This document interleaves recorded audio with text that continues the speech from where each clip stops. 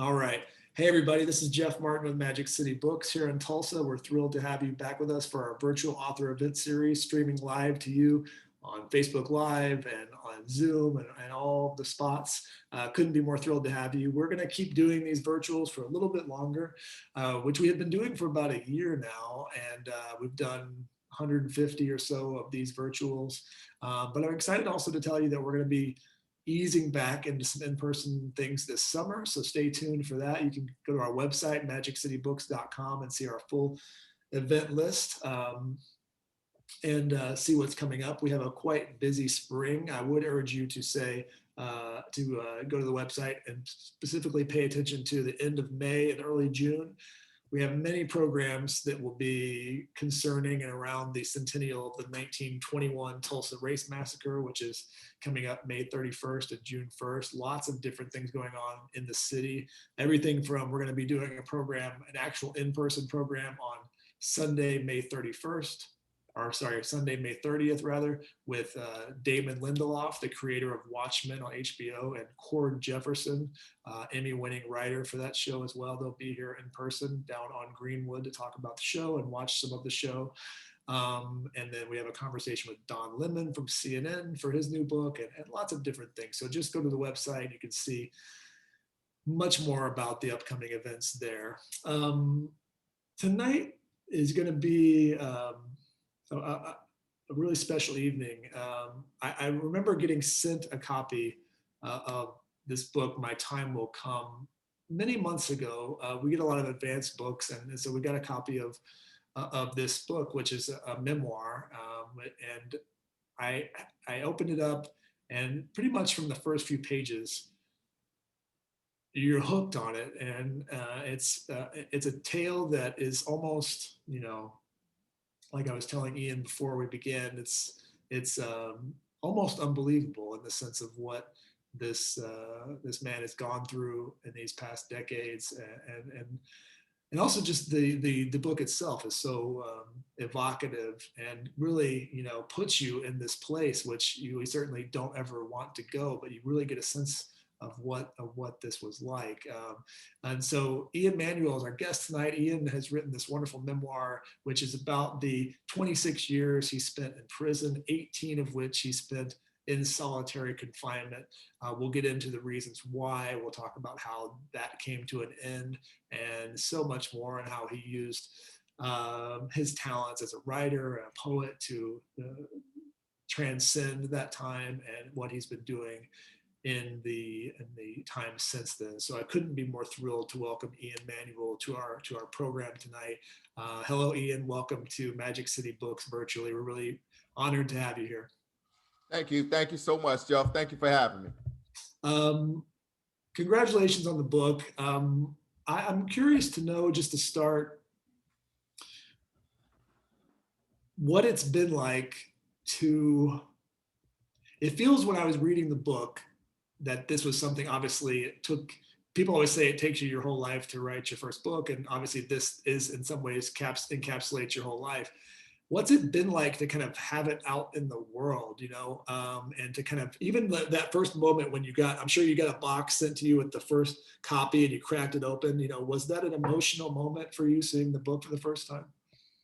Yeah, it's been a wide variety of emotions.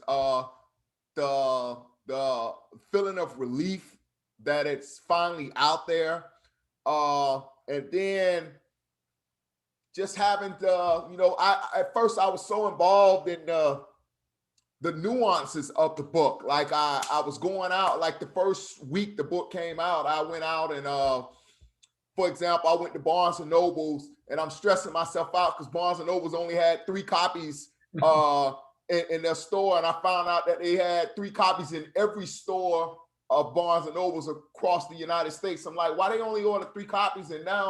And then I'm getting complaints from friends of mine who used the Penguin Random House link that they got from me, and their books hasn't been delivered yet. The dates keep getting pushed back for when, and I'm caught up in the sales department. I'm like, oh my God, I'm frustrated. Like, and I have to just realize that I can't control everything. It's out of my hands. I did my part. I wrote the book, and it's out into the world. and I have to let things just play out. And it's frustrating because I'm a hands-on person, and if things aren't right, I like to get involved and make them right, you know? Yeah, I mean, well, it's obviously, we'll talk about the loss of control and what that's meant to your life and how that's played a part. But I guess we should begin at the beginning. And I'm sure you've told this story 1,000 times, so forgive me for having you repeat certain things. But you in 1991, you go to prison. You're age 14. I think you had just turned 14. So barely 14. You are sentenced to life in prison without parole for attempted murder and various other causes that were done in a concurrent sentencing. I guess just to begin, why did you go to prison? Tell us why you went to prison in the first place. So I went to prison, adult prison, because of a Florida law that says a child of any age that's indicted for a life or death felony shall be treated in every respect as if they were an adult. And I was charged with a life felony for attempted murder and armed robbery. If you're asking about the specifics of the crime, I mean, I can detail those too. But the reason I was even subjected to adult prison was just because of that little slim Florida statute that says what I just said. But as far as the details of the crime, it's really simple. I was encouraged by 3 older teens to go downtown and participate in a robbery. And subsequently, a lady was shot during this robbery. And I was subjected to peer pressure. And a few days after the robbery, I was caught in a stolen car. And this had been weighing so heavily on my heart about what I'd done, because I wasn't raised like that. I grew up in a violent neighborhood, a place called Central Park Village, but I had not been raised to hurt people. And so it was not my intentions to hurt Debbie that night. And so I ended up confessing in the police car when I was at the detention center about to go in for the stolen car that I was arrested for. I ended up confessing to the police officer about the shooting that had happened 3 days prior. So, you talk in the book about the complicated relationship that you've had with your mother over the years, which very much is very tough in certain moments. And, I hate to use the word neglect, but there certainly were moments like that where she's, locking you out of the house after curfew and things like that. But also there are moments where she's telling you you're brilliant and that you can never let people kind of take that from you. And Right. So how do you kind of live with those two things happening at the same time? Oh man, that was Peggy. My mom's name was Peggy, and I just accepted it as a part of her personality. I just accepted her as for who she was. It was a complicated relationship. I didn't know that mothers and parents shouldn't talk to their children like that until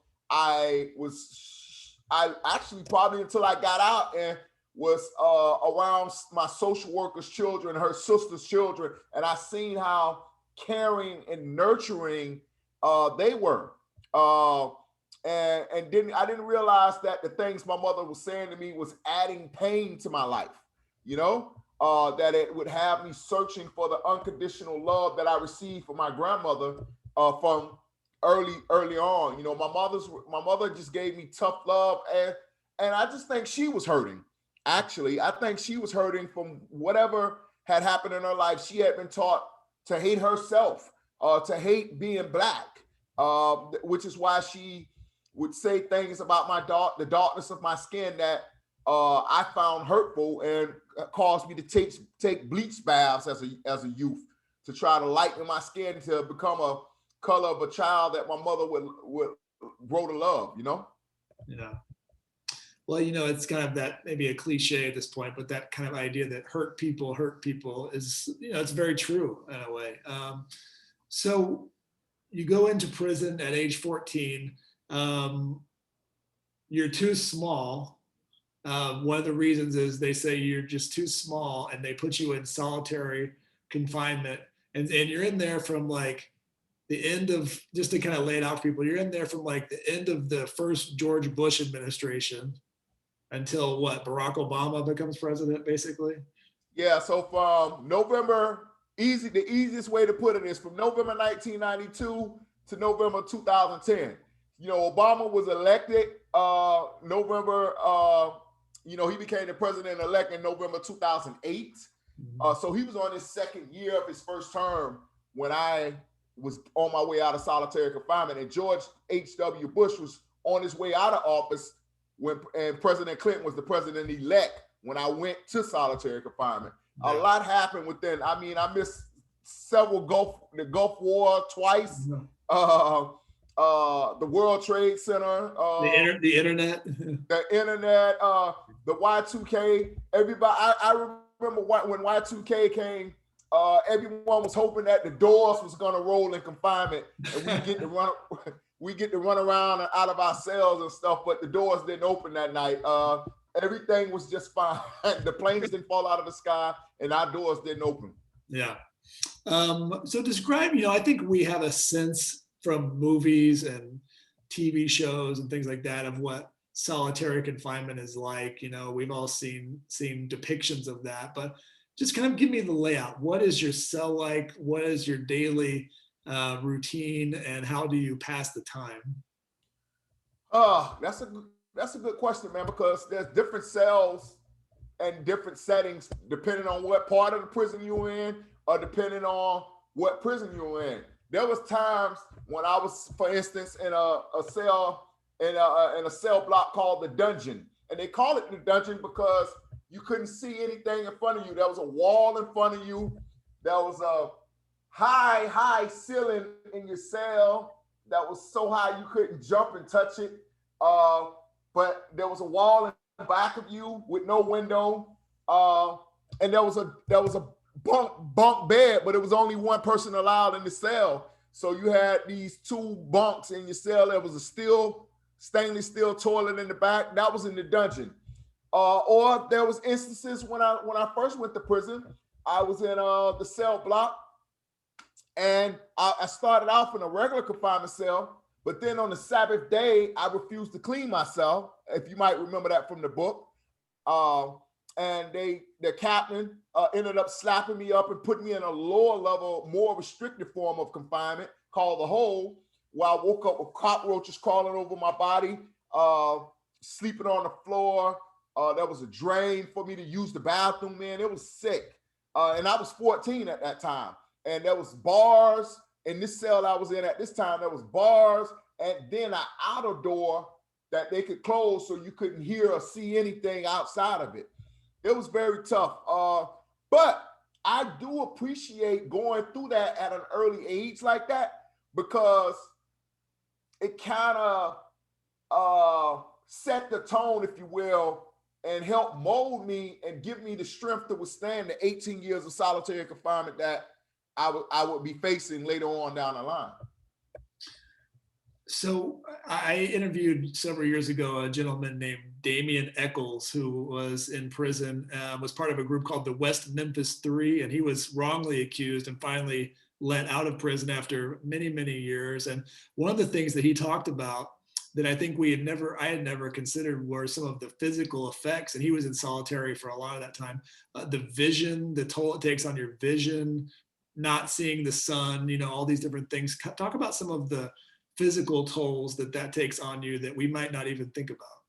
I think one thing that the reason I wear reading glasses right now to this day is just the bright light that they would burn for hours on end all throughout the day. And I really believe that bright light burning, sometimes they left it on 24 hours. It depends on what prison you was in. Sometimes they turn it on at 5 a.m. and then turn it off to 11 p.m. So that was the physical toll of that. Like, I'm just touching my eyes now because I truly believe that light affected my eyesight. What else? The sounds, you become so, I can hear something happen before it happens out here in society. Like my senses are heightened because in solitary, you just become so aware of the slightest little noise, you know, anything that provides stimulation. So that's another a good thing in my opinion. Solitary did for me. It acted as a defense mechanism because now I'm constantly on guard for some oncoming threat. So those are the two things that come to mind. Yeah.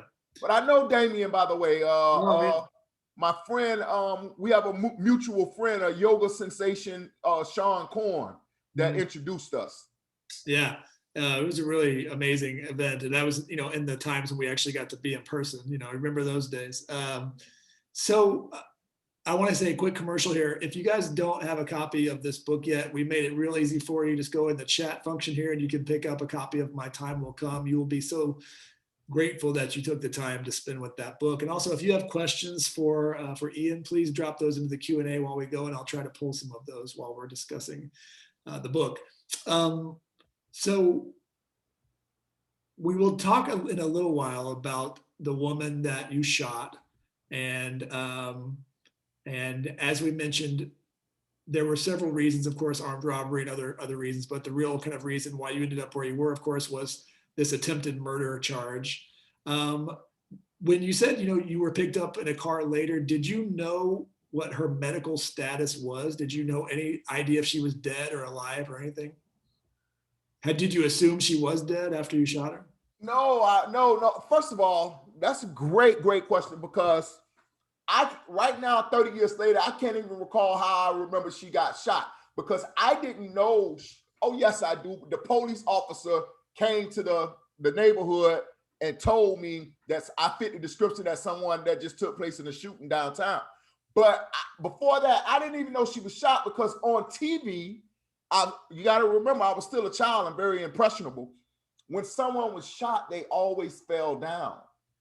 Debbie didn't fall down. She kept running. So I didn't even know I hit her, Yeah. No, I didn't think she was dead and didn't even know she was shot until the police came to the neighborhood to tell me about it. How much have you kind of reflected on the idea that how lucky you are that she didn't die from that? Oh my goodness. Oh my goodness. I mean, if it's off by 2 inches, your life's way different even than it is now. Yes. Like, man, you just don't know. I've thought of that so many times. One of the reasons I think about it is because I never want to be responsible for taking a life. Like, I'm the guy that kills an ant and be like, dang, that ant wants to live too, Ian. Why you kill the ant, But also what brings that point home even more for me is because by Debbie surviving, no one else could tell her story for you and for her. And what I mean by that is this: I've been in the prison where they do the executions at Florida State Prison, and it never, without fail, after every execution, I turn the radio on NPR. Small transistor A&M FM radio that I wasn't supposed to have, but I got it stuck into me. And invariably, the family members would say, justice has been served. This is what my uncle, my brother, my sister, my dad, my mother would have wanted. A life for a life, an eye for an eye. Had Debbie died, she had a husband who hated my guts and couldn't understand our relationship that we developed. Her children or whatever, they would have been saying, this is what my mother wanted. This is what my wife would have wanted, him to spend the rest of his life in prison. That's justice. But a funny thing happened, and it's not funny, when a miraculous thing happened. Debbie survived, so she got to tell her own story, and you get to hear the words out of her own mouth. I want Ian out of prison. Had Ian, and she said in a New York Times interview, had Ian been a white, blue-eyed, blonde-haired white guy, he would not have got life. And that came out of her mouth. So I'm glad she survived and was able to tell the world how she truly felt. And we are the epitome of restorative justice. Yeah. Do you think that if someone shot you like you shot her now, you would have been able to be as forgiving as she was to you? That's a great question, and I don't think I have the answer to that. It takes a strong person, and then on the flip side of that, she didn't just forgive me. I reached out to her. That's the missing component there. I found her phone number in my legal work that my old lawyer had sent me, where her phone number and her address was in the police report. And I went out and I pressed 0 and I called the operator. Back then, you can get a live operator, and told a collect call from Ian to Debbie. And a lady picked up on the other end of the phone and she said, can you ask him his last name? And I said, Manuel. And she said, yes, I accept. And I think this is a good place for us to show the video right now, if you don't mind. So everybody, we're going to show about a 5-minute video of Ian and Debbie, the woman that he was speaking about. So we'll talk about it on the other side of this. So give us just a second. We'll pull that video up.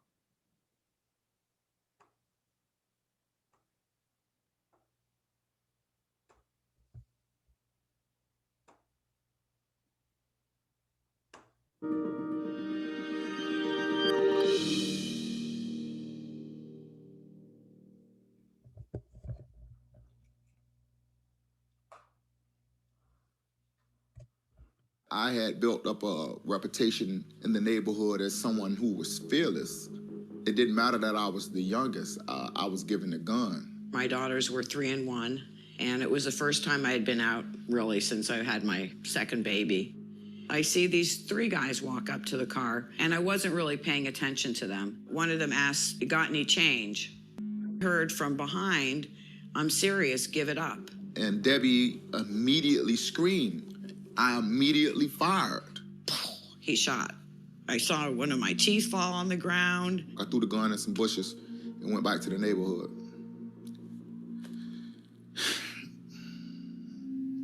My front tooth was gone. All the teeth on the bottom left side, all of them were gone. Then I found out who it was. They said Ian Manuel, 13. I'm like, 13? There's no way a 13-year-old kid shot me. He's just a child. My lawyer at the time, he goes and gets my mom, talks to my mom for about 15 minutes. My mom's older than me. My mom has been in prison before. She's dealt with the criminal justice system before.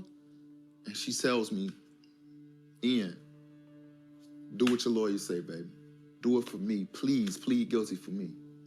I said, okay, Mom. She went to her grave regretting that, man. Because I ended up being sentenced to life.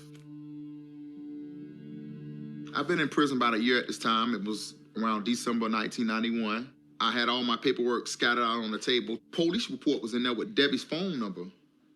So I got the idea, let me call Debbie. I got a phone call, and it was a collect call. You have a collect call from Ian at Appalachian Correctional Institution. Will you accept the charges? Morbid curiosity, more than anything. I said, I'll accept the charges. The first thing I say was, Ms. Bagley, I called to wish you and your family a Merry Christmas and Happy Holidays, and to apologize, for shooting you in the face. He said he was sorry for what he did, and if it wouldn't be too much trouble, I would like to write you. She said yes. And that's how our correspondence started. I was getting letters from him from the time he was 14, and I'm reading them, and I'm thinking, the way his sentence structure, his vocabulary, he is way too young to be this articulate. I'm glad I had followed my heart and picked up that phone that day, because if not, I would have missed out on a truly special friendship. I forgave him because he was a child. I used this to make my life better. I refocused.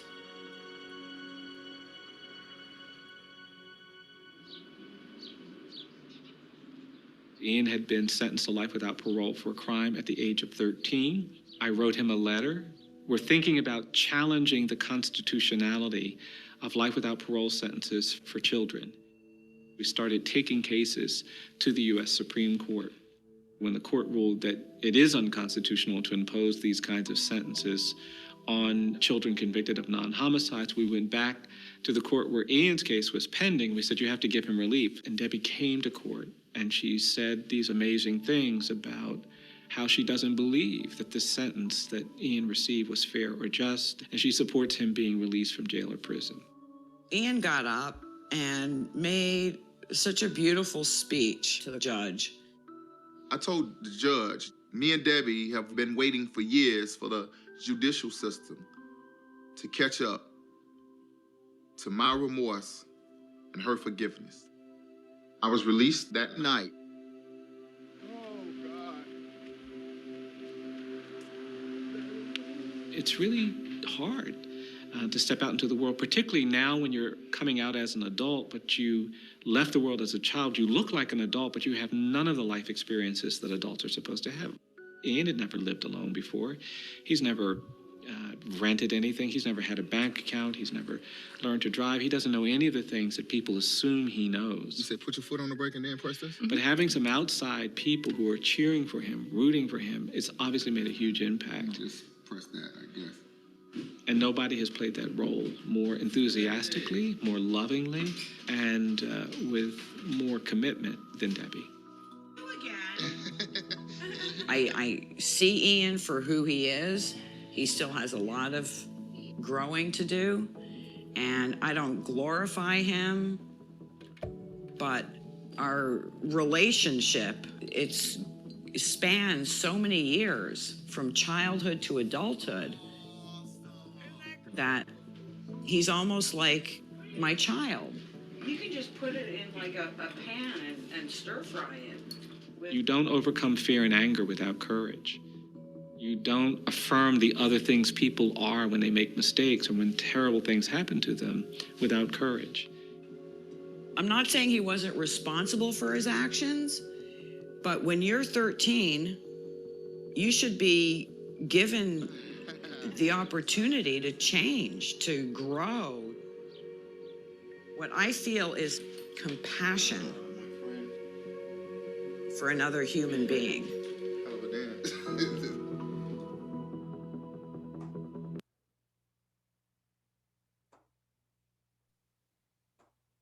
We'll let that sink in for people for just a moment. I think that's a pretty powerful experience. So, Ian, thank you for sharing that. That's really amazing. I'm sure that just making that was quite an emotional experience, I would imagine. But I'm curious, she talks about how young you were and all of that. If you had been 3 years older, maybe even, and looked more like a man, like when you're 17, 18 years old, we might not be in the same space because, you talked about you were a kid, you looked small, that had to have some impact. The fact that you just appeared not like a threat, the way that a grown man might, and that's just in some ways a luck of timing. You could have easily done this when you were 17 or 18, right? Right. And I'm glad that I didn't get a chance to do it when I was 17 or 18. Wish I wouldn't have did it as a 13-year-old child, but there's a lot of things in my life that I wish I could change. I just wish I'd have never shot Debbie. But other than that, everything happens for a reason. Those 2 inches that you talked about earlier, it was meant for her not to die. It was meant for her to survive. It was meant for me to spend 18 of my younger years in solitary confinement. It was a spiritual journey. I don't know if you know what monks, when they seek enlightenment, they go into these caves and just cut off all physical aspirations of the world. So solitary confinement was very much it was a physical torture, but sometimes the flesh must die for the spirit to become what it wants to be. And so I found that in solitary, my spirit was growing despite my physical torture that I was enduring. You know, like I mentioned before, you know, those of us who have not been incarcerated, I think there's no way of knowing what it's like until it's happened, no matter how much you read about it or how much you see about it. But there is this concept, of course, about people kind of, you were in there so long, you know, basically twice as long as you had lived on Earth before that. Did you feel like you were institutionalized in the sense of, when I read the book, I was kind of amazed at how normal you seemed and kind of how much it seemed like you had your act together. But is that something that took time? Talk about that transition period. You know, did you have any of those strange cravings about wanting to go back, or just feeling the routine got disrupted and you missed certain routines? That's a great question, man. And so even in prison, I was one of those guys that was adamant that I was not institutionalized, because the things in my, there's a certain lingo in prison.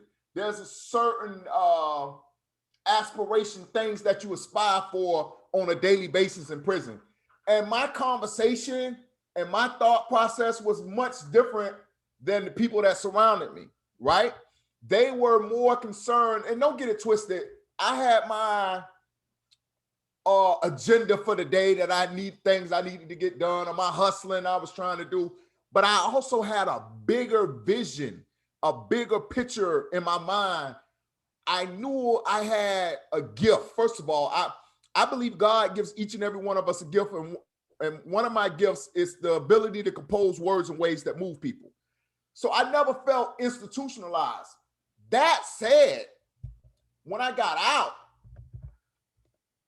I really seen the impact of what 26 years in prison felt like, despite how normal I was in comparison to my compatriots I was incarcerated with. I just still seen that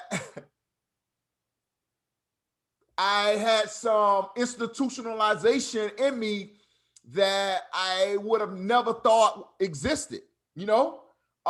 Despite how strong I am, despite how resilient I am, despite how intellectual, articulate, creative, and all of these things, there was aspects of the fact, you can't escape the fact that I did 26 years, double my life at the time in prison. So it had an effect on me. So you might say what that effect was. It's hard to put a finger on it, man. But okay, I don't want to seem threatening. In prison, I had to sleep with a knife under my bed, right? Under my pillow, just in case some oncoming attack. Outside, I couldn't have a gun anymore because I'm a convicted felon. So I found myself sleeping with a knife under my pillow, just for the purpose in case an intruder came in to my house. You know what I'm saying? And that's institutionalization. Ian, who's gonna rush in your house, break in your house to hurt you? You know, and so things like that. Having to get used to oncoming cars. When I first got out of prison, I was not used to crossing the street and having moving objects coming at me. I was petrified of that. That's a form of institutionalization, you know? But therapy has helped a lot. Therapy has helped tremendously, man. I went through this extensive therapy program in Arizona, 12 hours of therapy from 7 a.m. to 7 p.m. a day, 7 days a week, equine therapy, psychotherapy, psychodrama therapy, group therapy, individual therapy, electronic therapy. It was intense. And I went through it for 3 weeks, and it helped break through the shell that I had around myself, because for years, I just constantly pushed my pain down and wouldn't face it because it was too painful to just actually face it head on. And in the therapy program, that's what I did. I learned to face my pain and not run from it. And I just broke down like a baby and just let out years of tears that I had bottled up.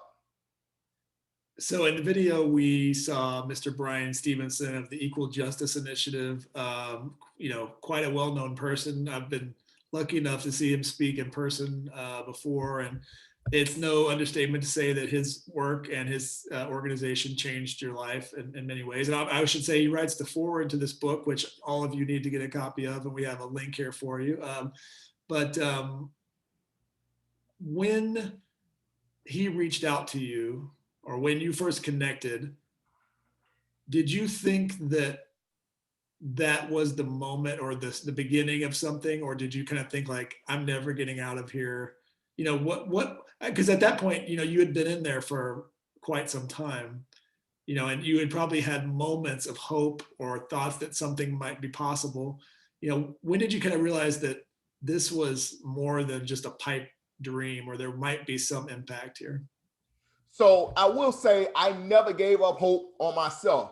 I knew that I had not taken a life, and so I felt like my life shouldn't be taken from me. I used to dive. I had to dive within the depths of my imagination to survive.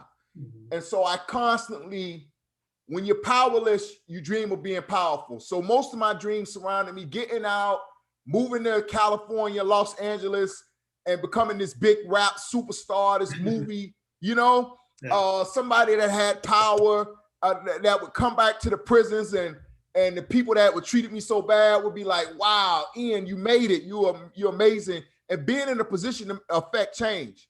So when Bryan sent me that letter, I just felt like it was, first of all, he wasn't the first person to send me a letter. I had got a letter from a Florida State University professor that I spoke of in the book like a year prior, and he ended up not taking my case. So at first I'm like, here we go again, and didn't even know who Bryan Stevenson was, But once I realized and he took my case, I just felt like it was all a part of the master plan. You know what I'm saying? Like this was part of my destiny, because with Bryan and the Equal Justice Initiative, it doesn't work like that. They don't go find clients. People all around the country are constantly writing them, emailing them, calling them, begging them to take their case. And here, like manna from heaven, Bryan reached out to me and his letter fell into my cell. So I just felt like it was part of the master plan, to be honest with you. So, the real kind of tipping point here was a case at the Supreme Court, United States Supreme Court, which was looking at the constitutionality, I believe, looking at cruel and unusual punishment, whether minors could be basically sentenced to life in prison for, crimes that did not involve a capital crime. And so this happens. The majority opinion is written by Justice Kennedy, I believe, at the time. And I remember when this happened. So talk about how and when you heard about this case, and did you realize immediately that it would have an impact on your case? Oh, I heard about the case. So what happened was Bryan filed my case and several cases, and the hopes was that one of these cases would land at the U.S. Supreme Court. Just so happened, while my district court of appeal from Tampa was taking a longer look at my case before ruling, the court at the First District Court of Appeal in Pensacola denied Joe Sullivan's appeal and Terrence Graham appeal. And those cases made it to the Supreme Court before mine did. So once those cases made it to the U.S. Supreme Court and they granted certiorari and agreed to hear them, the court in my case, my lawyers filed a motion to stay the proceedings until the outcome of the U.S. Supreme Court, because it would have direct ramifications on my case. So I knew immediately. And then just so you know, I don't even know if you realize this, but I'm going to, for the audience, on May 17th, 2010, the U.S. Supreme Court in Graham versus the state of Florida ruled that it was cruel and unusual punishment to sentence a juvenile to life without imprisonment. I emphasize May 17th because that's today. Today is May 17th. So we're doing this on the anniversary of the decision that. Can we pretend like we planned that the whole time? Let's just pretend like we planned it that way. Don't tell anybody who's watching that we didn't plan it that way. Okay. Yeah. Well, congratulations on that anniversary. That's obviously a day you'll never forget. But of course, it wasn't that simple, right? So that happens, and you think, okay, I'm gone. But the state of Florida had other plans, did they not? Yes, they had other plans. I remember screaming, it's over, it's over. Everybody's in the cells like, what are you screaming for? It's over, because I heard it on NPR. And I told everybody what happened, but the state of Florida, I get back to court to be resentenced, and the state of Florida tells the judge, we don't believe Graham versus Florida applies to Mr. Manuel. We're appealing this decision. Everyone in the courtroom is stunned. What do you mean? This came from the U.S. Supreme Court. How are you going to appeal it? Well, Mr. Manuel is charged with attempted homicide. And so we believe that this falls under the homicide statute and it doesn't apply. It was strictly grasping for straws. They appealed to the Florida Supreme Court, who appealed to the Florida Supreme Court, who refused to hear the case. So they appealed to the U.S. Supreme Court, and they denied certiorari. So in 2011, I went back to be resentenced for the third time. A couple of questions from the audience. One is from Tara, who says, in what ways can the average person support those who are currently incarcerated? Yeah, I get that question a lot. There's so many ways. I mean, you can do it by donating to organizations that have the incarcerated people's best interest at heart, organizations like the Equal Justice Initiative that got me out of prison. You can do it by voting for state attorneys, district court, district attorneys, judges, governors, mayors that have criminal justice reform as an prison reform as an agenda or a campaign promise. Or you could do it simply by writing a prisoner. Mail call is the most important part of a prisoner's day. And you can write him through a regular letter or downloading the JPay app and figuring out a way which prison you want to write, man. Any one of those three things will help a prisoner. Yeah. So I'm curious, when you watch a movie and someone gets out of prison, you always see them get like the bag of stuff they had when they went into prison. I wonder, when you left, did you have like children's clothing that they had to return to you? Like a 13-year-old's, like a Game Boy? Like what did you have that it's like you were. I'm laughing because, first of all, who knows where those clothes were 30 years later, right? But what I'm also laughing is because I remember what I had on. I had on a New York Knicks. I had on a New York Knicks shirt, and I'm not a Knicks fan, by the way. I was a Bulls fan growing up, and I had on some size 8 Converse that I could no longer wear. So no, I didn't have a Game Boy. I just had some small children clothes that they had thrown away.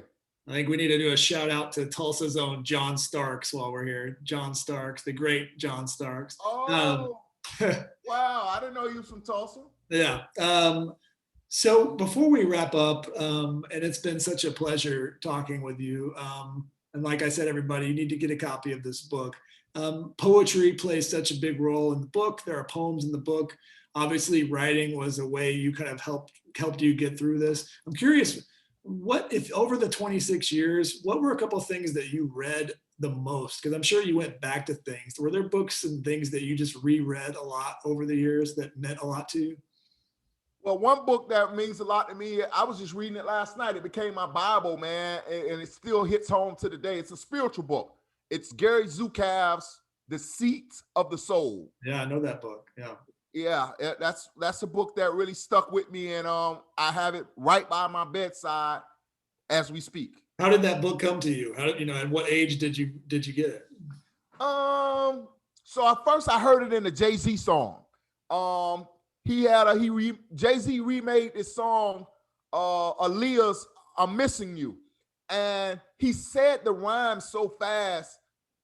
Remember we used to read Seed of the Soul, and I thought he said seed, S-E-E-D, of the soul. Yeah. So I had my friends and supporters looking for this book, Seed of the Soul. No one could find it. And I was so frustrated. Then Jay-Z came out with a book called Decoded, and he broke down his rhymes. And I seen in the book that the actual title was The Seed of the Soul. And he said he was talking to Oprah, and Oprah came to his house and seen it on his coffee table. And she was like, I didn't know you was into this. And he was bragging like, Oprah, it's a lot of things you don't know that. Yeah, I'm into this. And so I couldn't wait to get the book, and I got the book, man. It's everything, man. I love that book, man. It's real. It's a very powerful spiritual book. I think we need a Jay-Z book club. Oprah has a book club. I think it's time for a Jay-Z book club. So to end, I was curious if there's a poem you might finish us with from the book, if you might give us a poem to close us out. Let me see if I can, something from the book. Yeah. Or whatever. Or a poem, it could be a new thing, just something you'd like to share, maybe. Let me see. I'm gonna try to read one I haven't read yet. Okay. While you look for that, I'll just remind people, if you haven't gotten a copy of My Time Will Come, please do so. You're just going to have, this is just if you've enjoyed hearing from Ian today, you're going to really get a lot out of this book. So I would encourage you to get a copy. It's a great gift for people in your life. And it's also something that you'll have a lot of conversation about as well. I think I'll do ingredients. Ingredients. Yes. Sprinkle seasons of solitude in a crock pot of confinement. Chop the hottest jalapenos and rub them in the wounds of your body. Burn family members like timber that died in the 2000s and the 90s. Choke down hard times past your larynx like a toddler swallowing solids. Open bottles of ketchup from the tomatoes beneath your pigments. Turn up the gas behind the glass and let them bake you like a biscuit. Or sleep inside a freezer with nothing but your skin. Then fidget inside a mixer and let them beat you like an egg. Then you'll begin to understand how difficult my life has really been and the ingredients that it took to make me everything I am. Yeah. It has been just a true pleasure to speak with you. I want to say thank you for writing the book. I also want to say thank you to Debbie for helping you along this journey. I think it really shows us all what we have capacity to do as human beings, and that we can change and we can grow. And we all make horrible mistakes in our life, but we don't have to be identified by them for the rest of our lives. So congratulations on the book, Ian. And if you ever get to Tulsa, I hope you'll come visit and say hi. I will, man. Thank you. This has been a great interview, man. I appreciate it. All right. Take care. Thank you everyone for watching. Stay safe, and we will see you all very, very soon. Bye-bye.